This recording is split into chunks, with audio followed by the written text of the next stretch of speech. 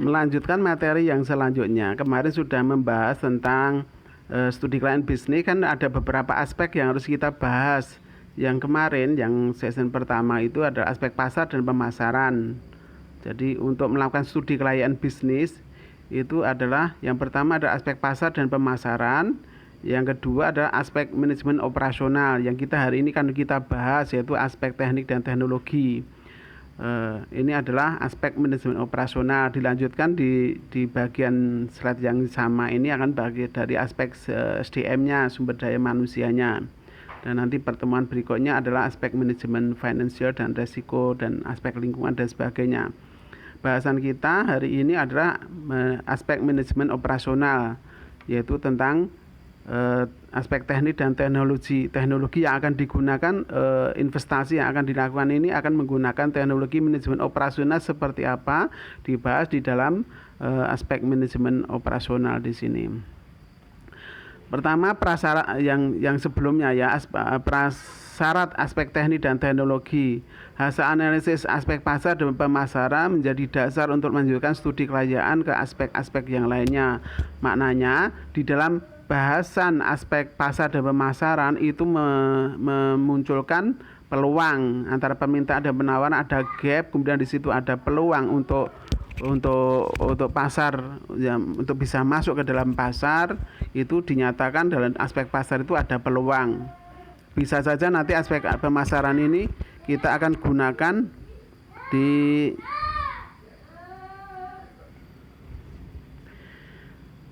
sekali lagi saya ulangi, dari analisis aspek pasar pemasaran ini memunculkan adanya peluang ya, ada peluang untuk melakukan investasi, atau ada kemungkinan ada yang memunculkan aspek ini adalah layak gitu. Dari segi pasar pemasaran adalah layak untuk dilakukan investasi kalau itu seandainya berorientasi pada laba loh ya. Bisa saja nanti proyek sosial gitu nanti akan dari aspek pasar pemasaran itu akan memunculkan manfaat gitu. Jadi bukan hanya orientasi pada laba, tapi kalau itu misalkan kegiatan atau event itu akan memunculkan manfaat bagi masyarakat, lingkungan sosial, boleh nanti baru pelaksanaan operasional dilakukan.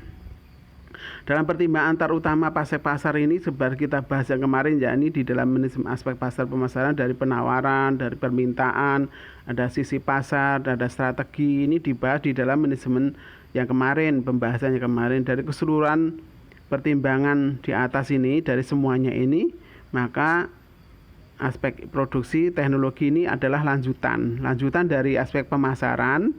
Dibahas di dalam aspek pemasaran ini memunculkan peluang, kemudian ada peluang, maka berikutnya ada lagi membahas tentang aspek operasionalnya, teknologi yang akan digunakan, apa yang akan digunakan.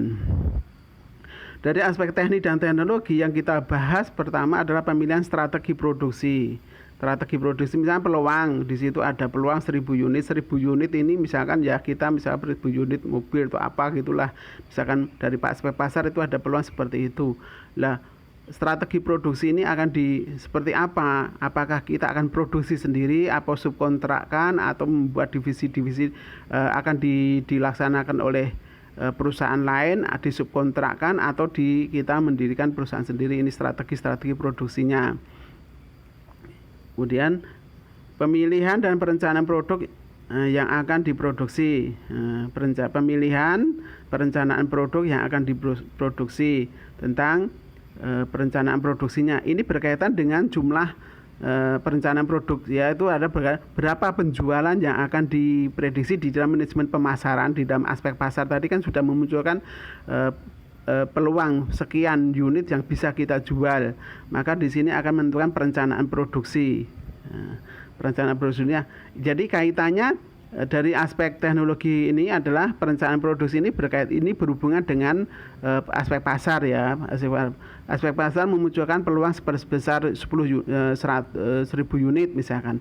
Maka perencanaan produksi ini berkaitan berdasarkan dari aspek pasar tadi, bahwa sekian unit yang kita akan produksi.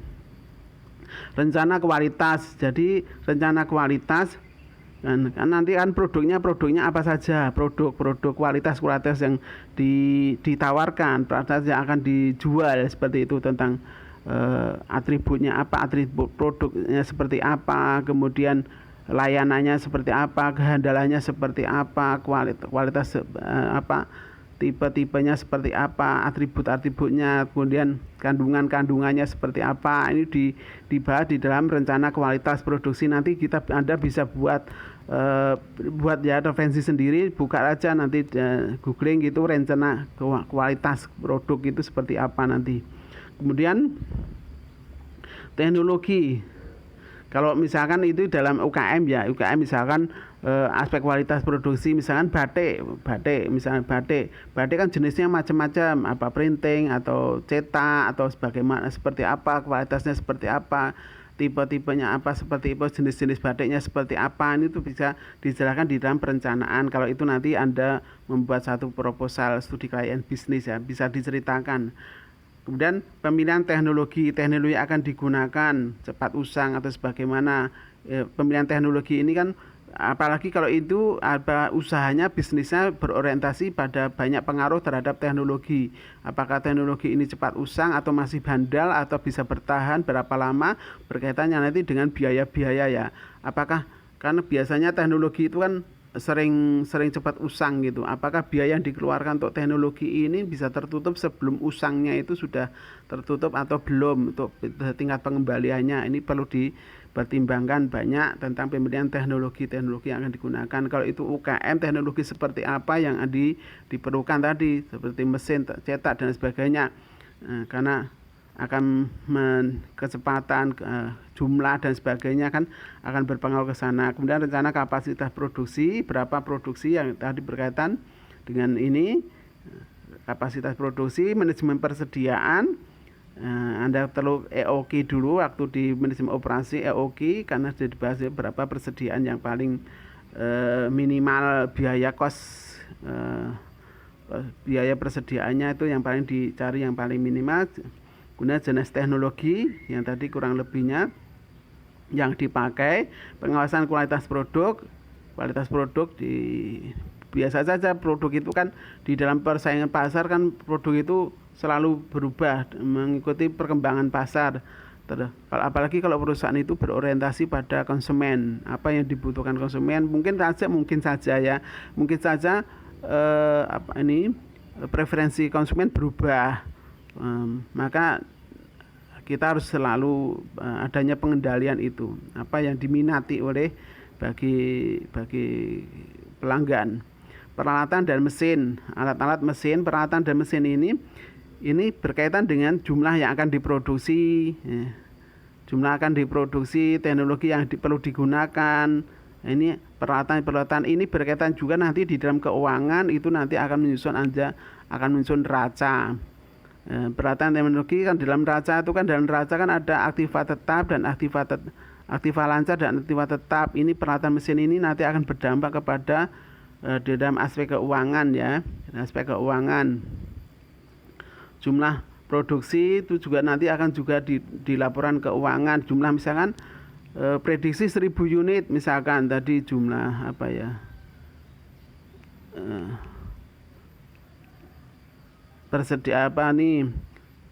perencanaan kapasitas produksi nanti kan 1000 unit ini nanti akan berpengaruh di dalam, akan dipertimbangkan di dalam aspek keuangan, di dalam penjualan prediksinya adalah 1000 unit yang diproduksi, 1000 unit misalkan saja ya, ini dipaskan gitu, 1000 unit yang produksinya 1000 unit misalkan, perlu alat-alat mesin untuk memproduksi 1000 unit ini, perlu persediaan untuk 1000 unit ini, seperti itu ya. Teknologi diperlukan untuk memproduksi 10 unit ini seperti apa, nanti di dalam SDM nanti ya. Ini 1000 unit ini berkaitan di dalam manajemen operasional, akan dipertimbangkan di dalam operasional dan teknologi yang akan digunakan. Kemudian pada kapasitas 1000 unit ini nanti juga akan di dalam keuangan nanti akan Anda menyusun laporan laba rugi Nah, laporan rugi itu kan di situ kan ada penjualan berkaitan dengan persediaan rencana produksi yang akan dilakukan. Prediksinya adalah semua yang diproduksi akan laku dijual, maka di sini akan 1000 unit nilai mata uangnya itu berapa di dalam laporan rugi laba. Jadi saling berkaitan antara aspek pasar pemasaran, kemudian aspek operasional ini nanti akan berdampak dengan jumlah SDM yang diperlukan. Dari aspek manajemen nanti dibahas di bagian belakang ini. Kemudian prediksi di breakdown lagi akan muncul di aspek keuangan. Aspek keuangan itu adalah membreakdown dari seluruh pemasaran, operasional, kemudian SDM berkaitan dengan nanti biaya tenaga kerja, operasional berkaitan jumlah produksi berkaitan dengan penjualan, alat operasional itu berkaitan dengan neraca, kemudian jumlah tenaga kerja berkaitan dengan rugi laba, dimasukkan biaya tenaga kerjanya itu akan dimasukkan ke sana. Jadi ada dasar, jadi semuanya ada urutannya, ada benang merah antara aspek pemasaran berlanjut ke aspek teknik, kemudian SDM, terus aspek keuangan itu nanti semuanya ada rentetan, bukan aspek yang terpisah-pisah. Tetapi ini semuanya ada hubungan sehingga akan membuat Anda buat suatu kesimpulan bahwa ini layak dari segi pemasaran seperti ini, dari teknik operasionalnya seperti ini, dari SDM-nya seperti ini, dari keuangannya seperti ini. Anda sehingga akan membuat suatu kesimpulan bahwa rencana investasi ini studi klien bisnis menghasilkan kesimpulan layak atau tidak layak, seperti itu. Kesimpulan seperti itu, walaupun nanti pelaksananya ini dilaksanakan atau tidak itu kan urusan pimpinan, urusan manajemen yang buat keputusan. Tapi studi kelayakan bisnis ini membantu bagaimana sebelum proyek itu dilaksanakan dilakukan penelitian menyatakan layak dan tidak layak. Itu adalah studi kelayakan bisnis, dilihat dari beberapa aspek, terutama kalau manajemen ya aspek manajemen, aspek pasar, aspek produksi, aspek SDM, kemudian aspek keuangan, dan nanti sebenarnya ada aspek lingkungan dan risiko dan sebagainya, seperti itu ya. Kemudian lokasi, pemilihan lokasinya seperti apa, nanti dalam pemilihan lokasi itu ada apa, mendekati pasar, mendekati konsumen, misalnya pemasok dan lain sebagainya. Seperti jenis-jenis nanti jenis investasinya seperti apa, karena nanti kalau kaitan lokasi ini berkaitan juga dengan biaya material handlingnya, biaya persediaan terutama. Kan layout pabrik misalkan layout fasilitas yang dimiliki, peralatan yang dimiliki itu tadi kan dibuat layout gitu. Misalkan layout supermarket seperti apa, ini barang seperti ini, kantorannya seperti ini. Misalkan ini apa ya, ini atau bisnis peternakan, misalkan bisnis peternakan, misalkan letak kandang seperti ini, gudangnya seperti gudang, misalkan di sini lokasi. Layout pabrik ya, tadi lokasi menentukan daerah pilihan, nanti pakai grafiti atau apa, nanti Anda bisa berdasarkan biaya tentunya berkaitan dengan biaya ya, mana yang paling layak gitu, dipilih dari lokasi proyek letaknya di mana. Nah, kalau misalkan ya, kalau kita operasi di Jawa Tengah, apakah lokasi pabrik ini di Jawa Tengah contohnya ya, pasar kita adalah Jawa Tengah, pasar kita lokasi pabrik Jawa Tengah, mana biaya yang memunculkan kita melayani seluruh customer yang ada di Jawa Tengah, kemudian kita menentukan lokasi proyek, lokasi pabrik itu akan ditentukan di mana, berkaitan dengan penanganan masalah pengiriman distribusi barang, akan menciptakan kos biaya transportasi, biaya pengiriman itu yang paling murah. Artinya kan dicari dari untung dan ruginya di situ dalam penentuan lokasi proyek. Kemudian layout, misalkan ini ya layout ini peternakan, misalkan ini letak kandang dan sebagainya, ini pintu masuk dan sebagainya, letak kandangnya seperti ini, kantornya di sini, fasilitas gudang di mana seperti itu, kemudian fasilitas air, kebersihan dan sebagainya. Nanti Anda buat ini, dibuat skala berapa meter luas seperti ini letak kandang ini berarti kalau ekor ya jumlah ekor. Kalau pabrik berarti kalau produksi 1000 unit itu berarti berapa luas pabrik yang dibutuhkan, berapa fasilitas produksi yang dibutuhkan berkaitan dengan ini ukuran jumlah luasnya nanti bisa dilihat ya, harus dibuat layout untuk 1000 unit ya. 1000 unit layout ya sebesar untuk 1000 unit produksi misalkan seperti itu. Kalau peternakan ya untuk 1000 ayam misalkan ya berapa kandang yang diperlukan, berapa luas lokasi luas kandangnya yang diperlukan gitu. Seperti itu. Gudang ya bukan untuk 1000 misalkan itu ya contoh kecilnya. Kemudian perkembangan teknologi apa yang digunakan di dalam teknik operasional dalam rencana investasi bisnis studi klien bisnis ini yang akan digunakan, teknologi yang digunakan ini perlu dimasukkan di situ, diceritakan. Tadi ini sebenarnya sudah kita bahas ya tadi. Ini kalau ini seadanya komputerisasi, ini aset. Tadi sudah kita bahas peralatan mesin, meja, kursi dan sebagainya. Peralatan nanti di layoutnya nanti di posisinya di mana, gedung layout dan sebagainya, mesin-mesin kendaraan dan sebagainya. Nah ini berkaitan dengan tadi aspek-aspek tadi. Akan dikaitkan dengan aspek keuangan misalkan yang tadi saya jelaskan. Pasar ini berkaitan dengan jumlah yang akan diproduksi, jumlah yang akan dijual, rugi laba kan di sini kan ada penjualan, biaya kaitannya dengan jumlah tenaga kerja untuk memproduksi. Kemudian ini aspek teknik tadi ini berkaitan biaya SDM dan sebagainya, bahan baku dan sebagainya, dan teknologi bahan baku yang diperlukan, overhead pabrik yang diperlukan dan sebagainya. Di situ akan dimasukkan di situ, ketemulah penjualan kurangi biaya, dapatlah laba rugi. Ini jadi ke sini baru laba rugi disusun, dilakukan penilaian aspek dari sebuah aspek IRR, internal rate of return-nya, net present value-nya dan sebagainya. Anda pelajari ini di manajemen keuangannya, bagaimana cara mengukur IRR-nya, pakai NPV-nya, berkaitan NPV nanti berkaitan dengan raca, ini berkaitan di sini ya. Ini membandingkan antara laporan keuangan yang ada di sini. Ini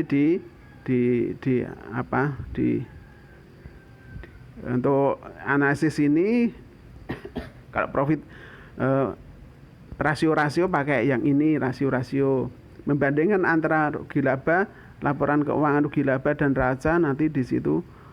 Makanya perlunya Anda menyusun laporan keuangan yang berupa rugi laba, kemudian raca, aset ya, misalkan raca ini berkaitan dengan jumlah aset di sini, teknologi yang perlu digunakan tadi, fasilitas aset apa yang diperlukan, persediaan dan sebagainya, aktiva lancar, aktiva tetap, seperti itu. Kemudian ada kewajiban hutang pendek, hutang jangka panjang, modal. Misal kalau itu ada patungan ya berarti modal bersama. Kalau perusahaan itu misalkan menentukan jumlah modal untuk memproduksi 1000 unit tadi, maka modal yang dibutuhkan berapa dulu, tentukan modal yang dibutuhkan berapa. Nah, modal yang dibutuhkan itu apakah modal ini diperoleh dengan modal sendiri semuanya. Misalkan kita itu perlu modal 1 miliar misalkan, perlu modal 1 miliar, kita punya modal sendiri misalkan 500 juta. Nah, yang 500 juta kekurangannya ini diperoleh dari mana? Apakah patungan? Itu nanti akan jadi modal sendiri, berarti milik berpatungan. Kemudian kalau itu cari hutang jangka panjang, berarti hutangnya jangka panjang, modal 500 misalkan, 500. Tambahlah itu hutang jangka pendek. Seperti itu baru di sini. Ini kan akan membandingkan antara di sini. Cash flow ini juga akan berkaitan dengan aliran kas ya. Aliran kas berkaitan dengan NPV nanti ya, NPV net present value-nya, payback period-nya dan sebagainya dikaitkan. Nanti Anda cari di keuangan ya, paling komplit itu nanti dibuka di teori keuangan, tapi itu nanti dalam bentuk ini real ya, real untuk 1000 unit, untuk biaya 1000 unit memproduksinya, kemudian akan ketemu lagi ruginya, aset yang dibutuhkan ini berkaitan dengan di sini. Kemudian modal yang diperlukan juga sama, modal berapa jumlah berkaitan dengan SDM, berkaitan dengan modal di sini, kewajiban di sini, nanti akan menghasilkan perhitungan analisis keuangan. Dibandingkan dengan cash flow berkaitan juga dengan di sini. Nanti Anda ini dibuat, Anda mau tidak mau Anda nanti akan menyusun laporan rugi laba. Kemudian perubahan-perubahan dalam bisnis ada, karena mungkin dalam segi operasional akan menghadapi perubahan-perubahan, misalnya toko swalayan, penataan produk, ini perlu diatur stok persediaan, kasir, barcode, e-commerce, apalagi sekarang pakai e-commerce, pakai online, penjualan online dan sebagainya. Nanti teknologi yang diperlukan seperti apa, biaya-biaya seperti apa, dan teknologi yang akan digunakan.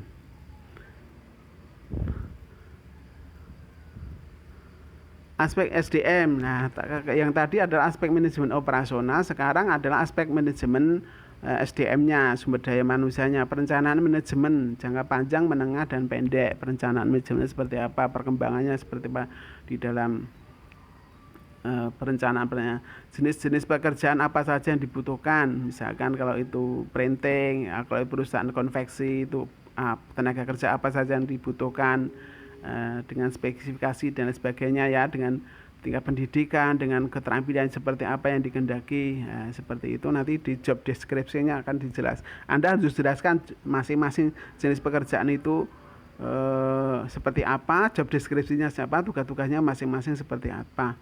Kemudian waktu penyelesaian, anggaran biaya yang diperlukan, peralatan, dan tenaga pelaksana. Ini perlu diceritakan juga di aspek-aspek ini. Perencanaan SDM-nya bisa top down, apakah semua kebijakan-kebijakan itu diambil dari atas baru diturunkan ke bawah, atau bottom up itu dari bawah, semua tugas-tugas itu oleh bagian bawah ke atas, itu dari bottom up. Kemudian campuran dari atas ataupun bawah, atau sistem kelompok, masing-masing kelompok-kelompok, grup-grup di dalam perusahaan. Aspek manajemen berikutnya, bentuk badan usahanya seperti apa, ini mau PT, mau perusahaan CV atau perusahaan tenaga kerja seperti apa. Anda menyusun struktur organisasinya dijelaskan, ini misalkan di sini direktur atau apalah, pemilik pribadi direktur seperti itu. Kemudian ada bagian pemasaran, bagian operasi, bagian sebagainya. Nanti masing-masing dari struktur organisasi itu, misalkan Anda membuat struktur organisasi ya, misalkan struktur organisasi misalkan seperti ini. Misalkan ini aspek keuangan, pemasaran, operasi misalkan, atau dan sebagainya. Nanti masing-masing ini punya deskripsinya, pembagian departemen, fungsi-fungsi, pembagian kerja dan sebagainya. Job deskripsinya masing-masing bagian ini dijelaskan, setiap jabatan masing-masing. Apa tugas mereka masing-masing diceritakan. Tugas real ya, kalau itu batik ya tugasnya apa saja, bagian printing itu tugasnya apa saja, bagian pencelupan itu tugasnya apa gitu, seperti itu. Bagian pemasaran tugasnya apa, reselling itu seperti apa, diceritakan di situ.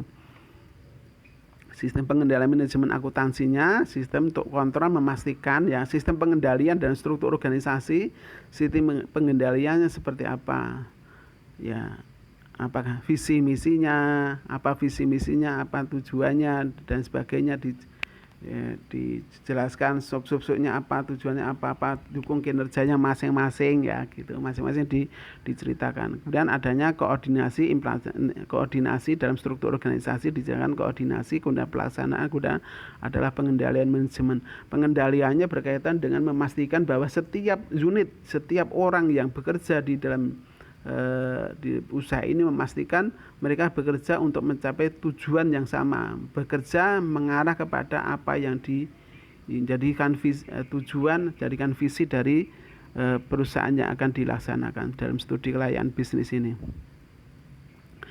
Kemudian kaitan juga dengan aspek ini, efisiensi, kecepatan, dan koordinasi dari masing-masing struktur tadi.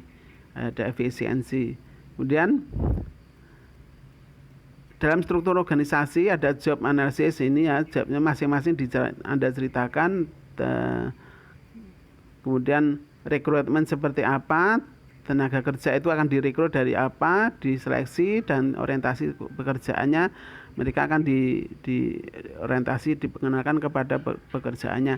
Ini nanti Anda lebih detailnya akan bisa lihat di SDM ya, nanti akan Anda cari teori-teori berkaitan dengan bagaimana rekrutmen, seleksi, orientasi tenaga kerja seperti apa, produktivitas yang dikehendaki setiap unit-unit, setiap orang di situ, baik itu dari segi operasional, baik itu industri, bagian layanan, produktivitas yang dikehendaki seperti apa, kemudian pelatihan, penempatan SDM, evaluasi prestasi kerja, ini ya, sistem kompensasi dan sebagainya nanti dijelaskan di sini. Kemudian keselamatan kesehatan kerja yang seperti apa yang dikehendaki, layanan kesehatan, layanan rekreasi dan sebagainya, kompensasi, bonus, komisi tunjangan, Anda jelaskan gaji atau upah masing-masing tadi dijelaskan. Inilah yang berkaitan nanti di dalam rugi laba akan masukkan di sini. Kemudian jadi neraca tadi akan berkaitan dengan kalau itu menentukan biaya produksi dan sebagainya, gaji, upah dan sebagainya akan berpengaruh di dalam neraca, terutama di dalam rugi laba. Kemudian sistem pengendalian akuntansinya, koordinasi, implementasi dan controlling, dan pemberhentian kerja seperti apa, pesangon dan sebagainya Anda nanti bisa jelaskan. Analisis pekerjaan tetap, kontrak, outsourcing. Nah, ini kalau pekerjaan yang dikehendaki, kita akan menggunakan tenaga kerja seperti apa, apakah pekerja tetap, kontrak atau outsourcing. Rekrutmen dan orientasi tadi sudah saya jelaskan, produktivitas dan sebagainya, dan evaluasi penggajian ini seperti tadi ya. Aspek SDM, ketersediaan tenaga kerja yang dibutuhkan, jumlah tenaga kerja berapa, tadi dari mana diperoleh pekerjaan itu. Mungkin saja pekerjaan itu membutuhkan teknologi tenaga kerja keterampilan tingkat tinggi atau yang tidak perlu keterampilan dan sebagainya. Nanti jenis-jenis pekerjaan yang akan digunakan dalam bisnis yang akan dilaksanakan. Kemudian cost kaitan dengan jumlah dan kapabilitas, jumlah dan kemampuan dari tenaga kerja. Ini nanti akan mempertimbangkan di dalam penentuan biaya tenaga kerja, biaya baik itu langsung maupun tidak langsung ya, bagian staf dan sebagainya, dan layanan kepada mereka seperti apa yang dikehendaki, keahlian, turnover, tingkat perputaran tenaga kerja. Mungkin saja